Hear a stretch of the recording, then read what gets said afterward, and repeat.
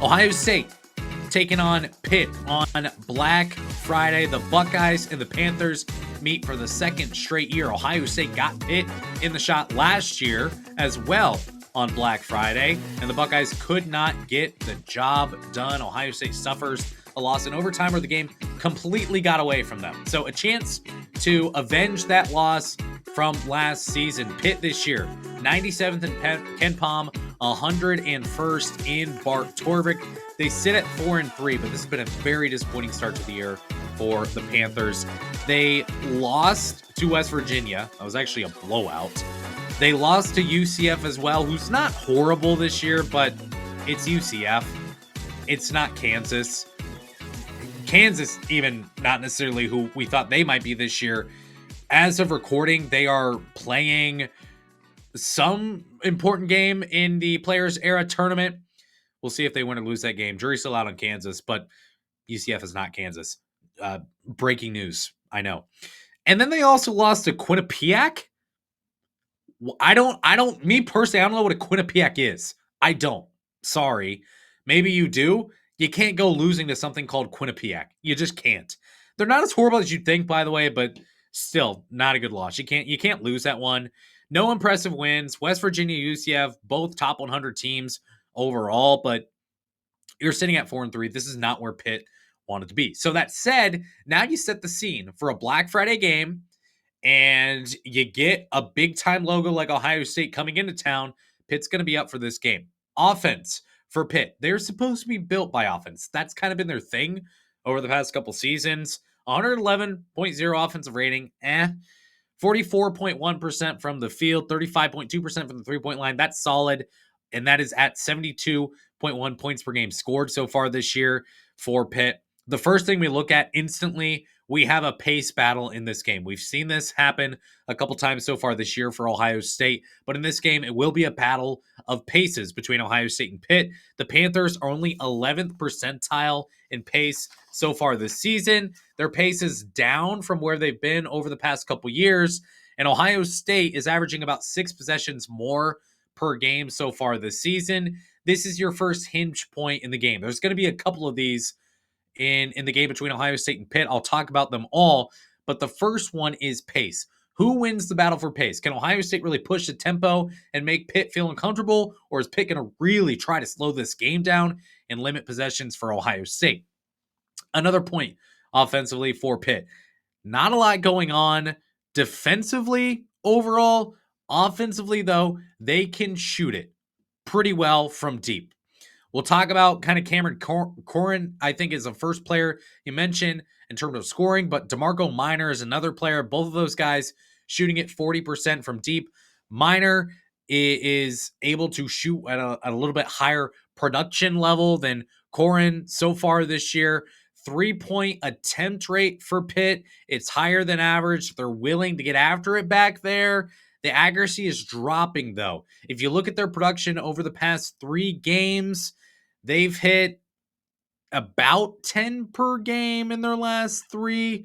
The accuracy dropping, though. So they're shooting enough from behind the arc where the raw numbers, they're up there, but the accuracy, again, over the past couple of games has not been there. So if you just look at raw production, it's like, okay, cool. This is a team that can make some 3-pointers for sure, but they just have to shoot a lot to get there.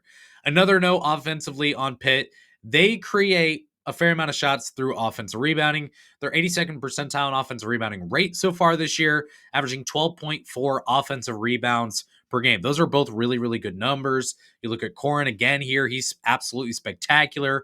Ohio State's defensive rebounding rate, not something that I've talked about much so far this season, but it's now officially spectacular at 76.6% so far this year. This is your second big-time hinge point in the game. What does Ohio State do on the defensive glass compared to what Pitt does on the offensive glass? You're going to look at Ohio State. You're going to look at Christoph Tilley. You're going to look at Brandon Knoll. You're going to look at Devin Royal. You're going to look at Omari Bynum off the bench. Can those guys protect against Pitt being able to get after it on the offensive glass? That's your second major hinge point in this game. You look at overall players as well for Pitt. Again, a team that they can hit the 3 ball. They can offensive rebound for sure. They're scoring in the second chance, but there are some key players for Pitt that we need to keep an eye on. The first, again, is Corin, averaging 14.3 points per game. He can hit it from deep. He's excellent getting to the rim and scoring as a roller to the basket on the pick and roll. Really, really good at rolling to the rim, slipping to the rim, finding himself open. He's 6'10. He's a big target, long arms. Really, really solid for Pitt so far this year and last year in that type of role. He's above average at the rim. He can clean up on the offensive glass as well, like I mentioned, but also score on the offensive glass. And he's also going to be a tough guard. I don't know who Ohio State puts on Corin in this game. I don't know if it's Brandon Knoll. I'm assuming it's not going to be Devin Royal. I'm not sure why it would be Devin Royal, but it's probably either Christoph Tilley or Brandon Knoll. I kind of like Christoph Tilley better there. I think he's got a little bit more muscle to flex, a little bit more brawn, and the overall size, I think, can mess with Corin a little bit. So it'll be interesting to see what Jake Dibbler does there defensively in terms of game planning against Corin. But this is a player who, for Pitt, has done a great job. He gives Pitt the ability to space the floor. He can hit threes, but he does a great job overall getting to the basket, making himself an open target, and positioning his body with the ball in his hands to be able to get dunks, be able to get those layups and score at the rim. In addition, not that it matters, these are two brand new teams, brand new rosters. Last year's game doesn't matter. He did only score 4 points against Ohio State last year in 21 minutes for the Panthers. So that's the first player I'll mention here. You look at Braden Cummings as well. This is a guard who can pour it in, but he needs volume in order to get there. He's taking a bunch of triples, but shooting it pretty well. Here's the thing, though, and we're going to mention this with a couple Pitt players. He scored 18 and 19 points in the first 2 games of the season. Then he missed the Eastern Michigan game. After that, he's averaging barely over 8 points per game. So I don't know if this is something where you're still kind of getting back from an injury and there's something still bothering him and hampering him from being able to be the player that he wants to be. But if he gets back to the level that he started with this season in terms of scoring production, that could be a problem for Ohio State. He has the ability to score. Will he do it in this game? We shall see. The last player I'll mention is DeMarco Minor. He's a lead guard, really skillful passer, 6 assists against Eastern Michigan on the season. He's averaging 3.4 assists per game, barely standing at 6 feet tall, but excellent vision, and he's an efficient shooter as well. He can make shots from anywhere on the floor. This is another player, just like Cummings. He's struggling to put it together offensively. He scored 23 in Pitt's win over Longwood. And then he's had 4.6 points, 14 points, and then 6 points again over his last 4 games. So you look at Cummings, you look at Minor. These are players offensively who they've shown flashes. They've shown some sparks here and there, but not able to consistently put it together. And I think that's in part that's in part reason for why Pitt is where they are right now, sitting at 4-3 on the young season. You look defensively at Pitt, allowing just 66.6 points per game. They've got 102.5 defensive rating, shots going in at a 41.1% rate against them, and three-pointers going in at 32.7% so far this year. They can take momentum swings defensively. Can Pitt 10.2% steal rate. This is going to be polar opposite teams. You look at Mount St. Mary's to start the week. Now you're going to play Pitt. Mount St. Mary's will not force turnovers. Pitt will. Pitt will pick up the splash plays defensively with that steal rate. They've also got a 12.4% block rate. They're scoring 15 points off of turnovers so far this year. Those numbers all are really, really good. Ohio State, though, we can tell you, they've dealt with pressure. Just look to the first game of the year against IU Indy for some proof in terms of facing pressure so far this year. So facing pressure, it's not foreign for Ohio State. It's something that they've dealt with this year, but this level of athlete, along with this pressure, maybe not something that they've seen. I wouldn't say that they saw that against Notre Dame. So that's something to keep an eye on for Ohio State. In this one, the turnover rate for Pitt defensively, for Ohio State offensively, it's middle of the pack. They're taking care of the ball well over the past 3. We know how well they did against Notre Dame, squeezing the orange. Their past 2, they've been okay, not been horrible, not been great.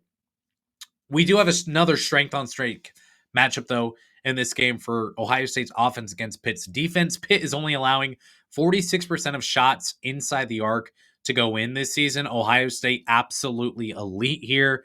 We talk about it all the time here on the show. Teams are 10 percentage points worse than the NCAA average this year against Pitt at the rim. And again, just like against Mount St. Mary's, you're looking at Bruce Thornton, you're looking at Christoph Tilley, you're looking at Brandon Knoll, you're looking at Amari Bynum coming off the bench. Those are guys who can score inside the three-point line, especially at the rim and especially in the paint. Those are the guys you look to. Can Knoll be successful in that dunker spot? Can Tilley just strong arm his way to the rim and get you buckets using his size, using his length, his wingspan, all those types of things?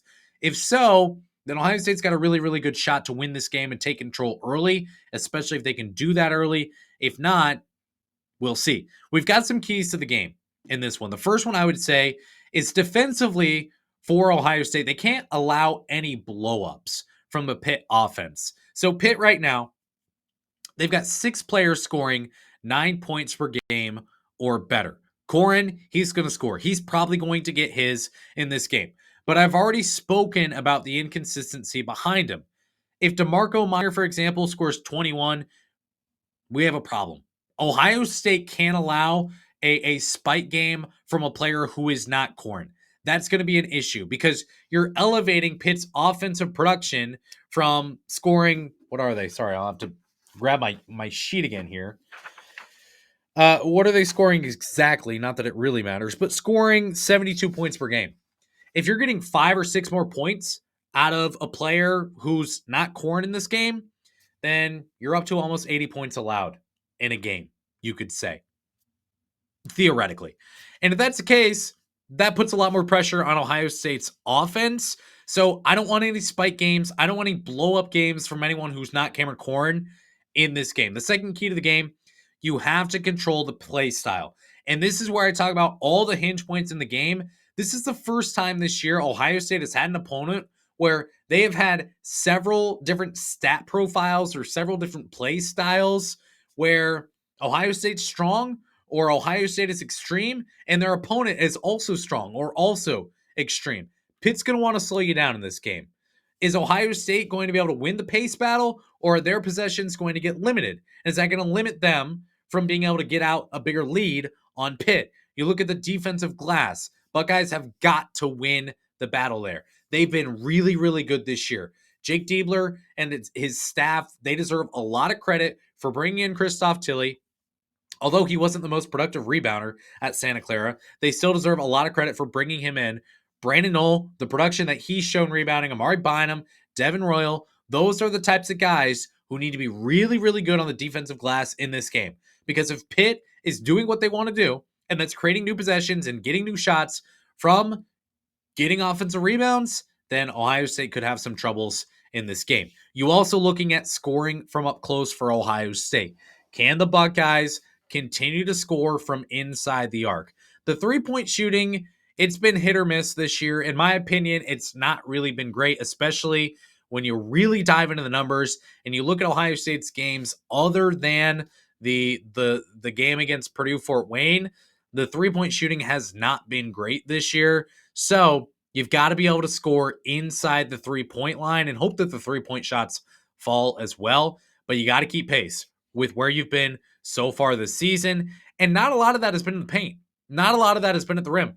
They're just making jumpers. They're making shots from outside of the paint that maybe aren't the most highest percentage shots, but they're still converting them. So if they're going to continue to do that, they're going to have a good chance to win this game. But you've got 3 stat profiles or 3 play styles in this game that you can look at and say, man, if Ohio State can control 2 or 3 of these, they're winning this game. And that's pace, that's controlling the defensive glass, and that's scoring from up close. The BIP in this game projects this game being pretty close. This game is at Pitt. The BIP projects Pitt to be favored by just 4.5. I think a lot of fans, if they see that number, especially with fans really starting to catch wind of how bad Pitt has been this year, they'd be surprised, and that number probably gets bet up toward Ohio State. The total projected at 145.5, according to our BIP here. Here's the thing. When you look at Pitt and you look at their 3 losses compared to their wins, in wins this year, They are shooting 41% from the three-point line. In losses, they're shooting 28% from the three-point line. That said, what about Ohio State? What about Ohio State's three-point defense? Well, they're allowing 28% of three-pointers to go in this season. The exact number that Pitt has made in its 3 losses this year is Ohio State's normal three-point defense. I think that Ohio State is going to be able to squeeze out a win here at Pitt. This is a big-time game for Ohio State, not because Pitt is the best team overall that they're going to play this year. Pitt's not even close to that. Pitt right now not looking like an NCAA tournament team. But you have got to continue to build the steps. Imagine we are carpenters, okay? You build that first step and you can take a step forward, but if you don't start stacking the steps, if you don't start stacking the wins, you can't go anywhere. Ohio State's got to start stacking the steps, and it comes with another win over an ACC team, this time on the road. I get it. I know who Pitt is. I know they're probably not an NCAA tournament team this year. I know they've been far from impressive so far this year. They got blown out by West Virginia earlier this year. Ohio State gets to play West Virginia. It's a rivalry game between Pitt and West Virginia and all that. And Pitt was annihilated in that game. The Buckeyes have got to win this game, not because it's a difficult opponent, but because you've got to create this new step. You've got to be able to have some momentum and continue to go up or down the stairs, whatever direction you like. You've got to be able to continue to do that. But if you don't start building those steps, you can't continue to move forward. You can't be undefeated going into Big Ten conference play. You can't have a huge game against Illinois here in December before you pick back up the non-conference against North Carolina and against Grambling State, I want to say, in the non-conference as well. So we'll see how this game goes. I do think Ohio State's a better team. I do think that there are stat profiles that lend toward Ohio State winning this game. I picked Ohio State to lose to Notre Dame. I thought my reasoning there was sound, although I know I was forcing it a little bit. I think the Buckeyes win this game and avenge the loss to Pitt.